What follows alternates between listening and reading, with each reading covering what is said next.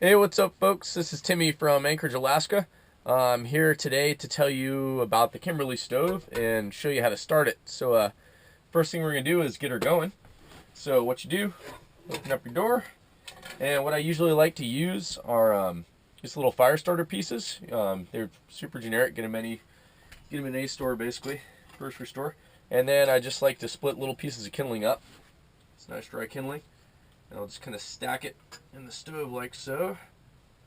Stack it against the back, not against the window. And once you get your stack going, I like to make my fires happen nice and quick, so I get a little butane torch, give her a little crank.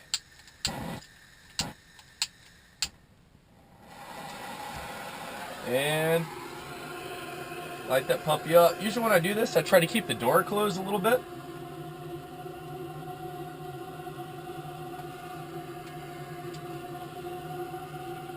I'll leave this thing on for maybe 15 seconds, get her good and smoking. When I do that, go ahead and shut the door.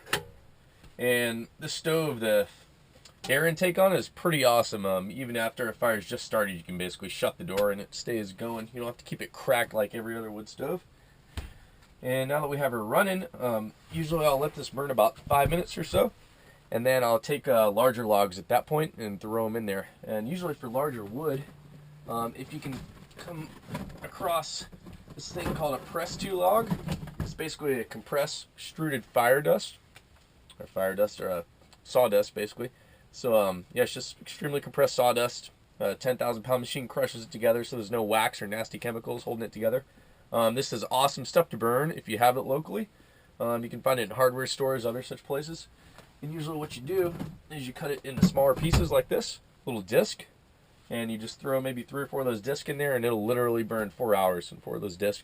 So you get about 8 discs out of this entire press-to log. So that's 8 hours of fire right there out of a log. Pretty awesome. But as you can see, she is cranking right now, just from that one burn. The reason this happens, this stove has a special air induction, a secondary combustion going on.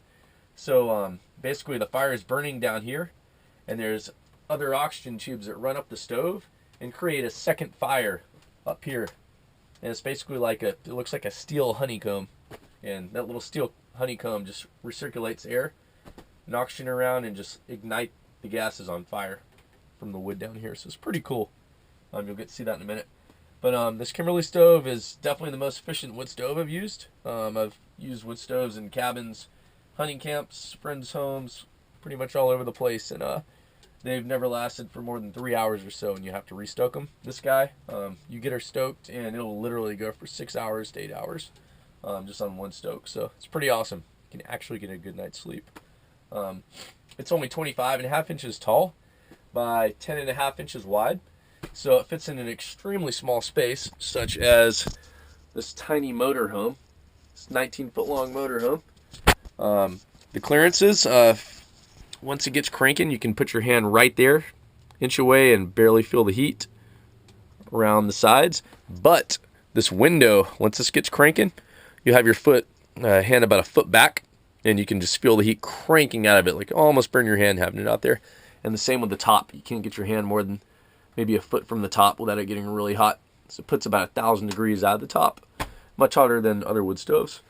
And another unique feature is the 3-inch chimney flue pipe. Most wood stoves require a 6-inch chimney flue pipe application, which is pretty expensive, runs about $1,200. This flue pipe and all the materials to install the stove, including the granite and even the trim, only ran me $300, so super cheap for installation parts. What I did, I just ran the flue right up through my cabinet and right out the roof. And as you can see, this double wall pellet vent pipe is pretty protective. I actually keep things up here and doesn't burn them at all. So, and all my food's up there. What else can I tell you about it? The cooking feature. It's got a 10-inch diameter cooktop, which is actually much larger than any range top. So you can easily put a wok up there if you want to cook up some stir fry. I showed you how to clean it. It's got this ash pan right here. Just pull it out when you're ready. When your fire goes out, you just dust all the ash down through the bottom, and it falls into this ash pan. Dump your ash pan out, put her back in, And it actually has really little ash usually. It's a pretty efficient stove, so it burns. It actually uses all the fuel. It doesn't just turn into ash. What else can we tell you about it? It's pretty light. It's 56 pounds, so it doesn't weigh the RV down. Most small stoves are anywhere from 100, 200 pounds, so it's kind of nice having a lightweight stove. And that's pretty much it. Pretty soon I'm going to show you the secondary combustion that the stove has. Pretty cool. We can actually try it right now. Let's see what happens. What's up, guys? Going to show you some Kimberly flames. See what we can get going here. We'll just mess with the drop controls. Here we go. All the way open. And it's a ripping fire. We'll do half throttle. Pretty cool fire. Still kind of ripping. Down a little bit more and things start getting really cool.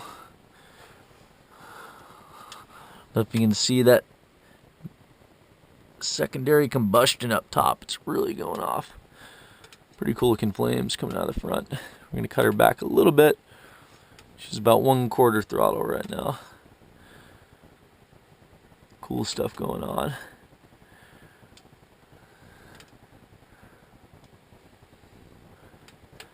Just kind of dancing around. Let's cut her down a little bit more.